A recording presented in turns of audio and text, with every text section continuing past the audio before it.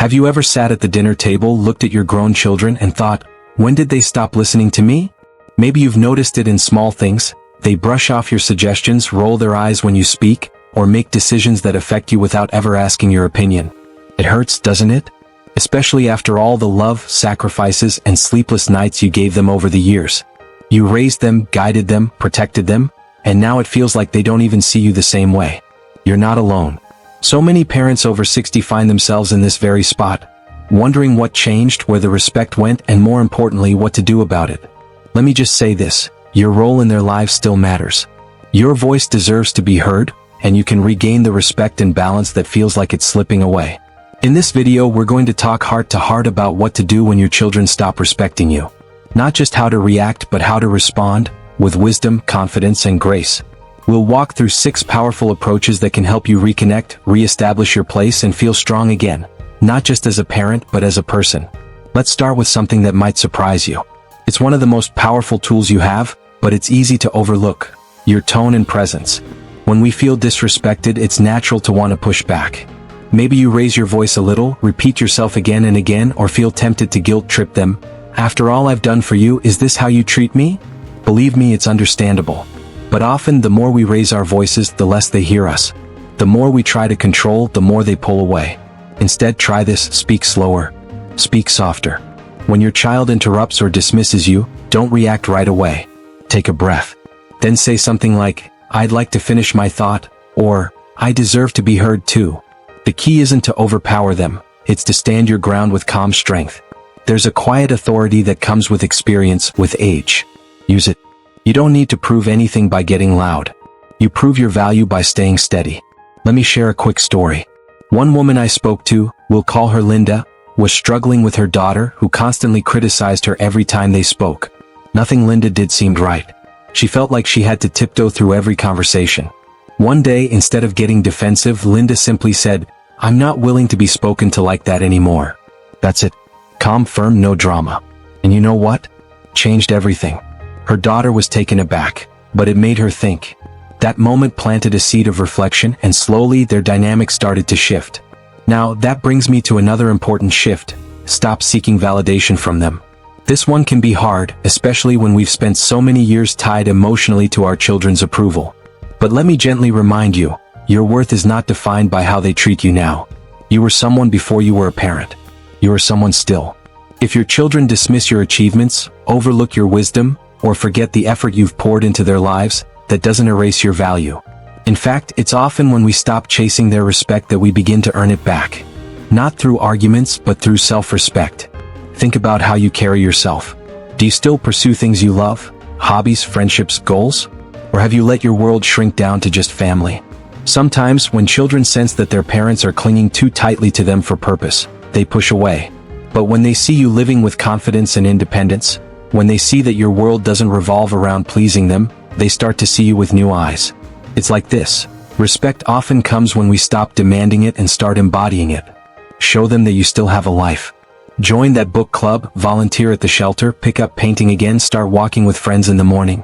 Do it for you. Not to prove anything to them, but because you deserve a life filled with meaning and joy. And as your confidence grows, so will the way they look at you. And while we're here, let's touch on one more powerful shift. Set boundaries, even if it's uncomfortable. This might be the hardest part, especially if you've always said yes. Maybe they only call when they need something. Maybe they treat your home like a hotel, showing up unannounced, not offering help, expecting you to babysit without asking. It's okay to say, "No, I'm not available this weekend," or "I'd appreciate it if you call before coming over." You are not being unkind. You are being clear. And clarity is kindness. Boundaries aren't walls to push people away.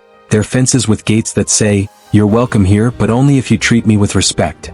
Children, even adult ones, need to understand that love and respect go hand in hand. By modeling that balance, you're not just protecting your peace, you're teaching them how to build healthy relationships in their own lives too. And guess what? It might feel awkward at first. It might even stir some resentment or confusion. But over time, those boundaries become the framework for real, lasting respect. The kind that's built on mutual understanding, not guilt, fear, or obligation.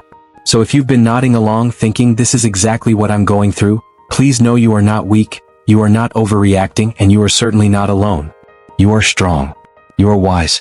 And it's never too late to reset the tone in your relationships. Just by being here, watching, listening, you're already taking the first step toward change. That matters. Now that we've talked about the power of calm presence, self-worth, and boundaries, let's continue this journey together. There are still a few more steps that can truly change the way your children see and treat you. There's something truly powerful that happens when you begin reclaiming your space, not just physically but emotionally. When you start carrying yourself with quiet confidence, you're not only sending a message to your children, you're also reminding yourself that you matter. But regaining respect doesn't stop there. It's not just about how you act, it's also about how you listen.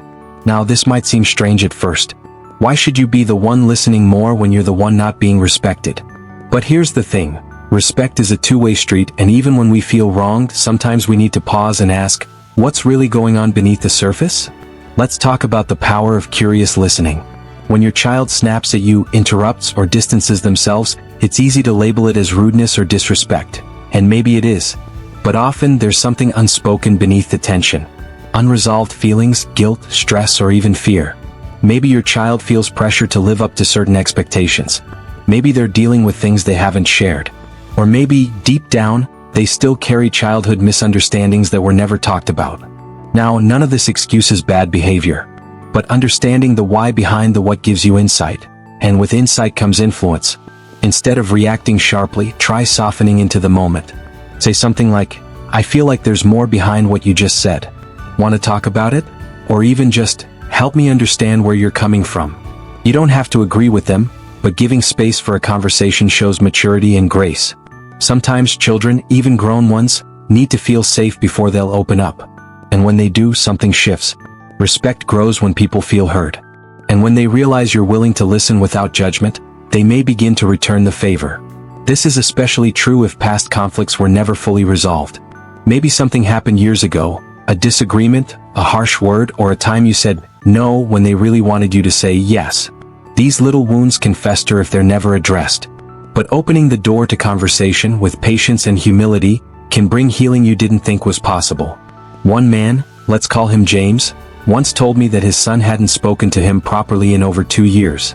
Every conversation was short, cold, and distant. Instead of confronting him, James tried something different. One afternoon he wrote a letter, not blaming, not demanding, just sharing his feelings and asking if they could talk. He ended it with, "You're important to me and I'd like to understand you better." 3 weeks later his son called. The ice began to thaw. Now of course not every story turns out neatly. But by creating room for open dialogue, you give respect the space it needs to breathe again. Another key piece in this journey is this: stop trying to fix everything. This might feel counterintuitive, especially if your instinct is to protect or advise your children at every turn. But sometimes what they see as controlling starts with what you see as helping. You might say, "I just want the best for them." And I believe you. But from their side, even a well-meant suggestion can sound like criticism. When you jump in with, "Why don't you do it this way?" or "If I were you," they may hear, "You don't know what you're doing." Again, your intentions are pure, but the delivery can sting, especially if they're already under pressure. So here's the shift: trade in your advice for curiosity. Instead of, "You should," try asking, "How do you feel about that?" or "What are you thinking of doing?" This doesn't mean you stop being a parent. It means you begin showing them the respect of autonomy. And in return, they'll be more likely to value your input when you do choose to speak. Think about this like a bank account. Every time you criticize, overstep, or try to solve a problem they didn't ask you to solve, you make a withdrawal. But every time you listen, support without pressure, or simply say, "I trust you to figure it out," you're making a deposit. Over time, those deposits build trust. And with trust comes respect. I know this can be especially difficult if your child is struggling, maybe financially, emotionally, or even in their own relationships. But sometimes the best thing you can do is let them learn, stumble, and figure it out on their own, knowing you'll be there, not with judgment but with open arms. Letting go of control doesn't mean letting go of love. It means recognizing that your role is evolving, and that's okay. It's not about becoming less important, it's about becoming important in a new way. Now, this next part might feel like a bit of a curveball, but stay with me, it's more powerful than it seems. Forgive them even if they haven't asked for it. Forgiveness is a form of freedom. When you hold on to the hurt, the way they spoke to you, ignored you, dismissed you, it can turn into bitterness. And bitterness has a way of creeping into your tone, your words, even your body language. But forgiveness, that's for you. It's a quiet decision that says, I choose peace over pain. I release the need to punish. And here's the beauty of it. When you begin to let go of the emotional baggage, you become lighter, stronger. You speak with more clarity. You stand taller. And believe it or not, they feel it too.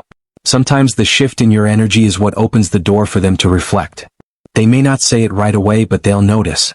And when they do, that's when healing begins. You don't need a formal apology to forgive. You just need to decide you're no longer carrying what doesn't serve you. Not because what they did was okay, but because you deserve peace. And peace, my friend, is powerful. So as we move forward, just take a moment to notice how far we've come already. You've started to shift the way you respond, the way you listen, the way you lead by example. These changes may feel small, but they're laying the foundation for something stronger, something healthier.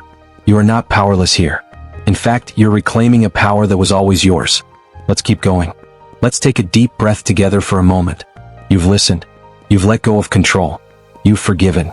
And now, it's time to rebuild. This next phase is all about resetting boundaries, but doing it with love and clarity, not fear or frustration. Now, boundaries often get a bad rap. Some people hear that word and immediately think of walls or ultimatums. But healthy boundaries aren't about cutting people off. They're about drawing lines that protect your peace and values. When done right, they don't push people away. They actually bring relationships closer by creating trust, respect, and predictability. Think of boundaries as emotional guidelines. They let others know. Here's how I expect to be treated. Here's what I won't tolerate anymore. Here's how we can have a healthy connection. So how do you actually do this, especially with your children? Start with simple, clear statements. Instead of saying, cross mark, you never listen to me, try white heavy check mark, when you interrupt me or speak in that tone, I feel disrespected. I'd like us to talk with mutual respect. Instead of, cross mark, you always take advantage of me, try white heavy check mark, I'm happy to help, but I need some notice next time or I may have to say no. This isn't about making them feel bad.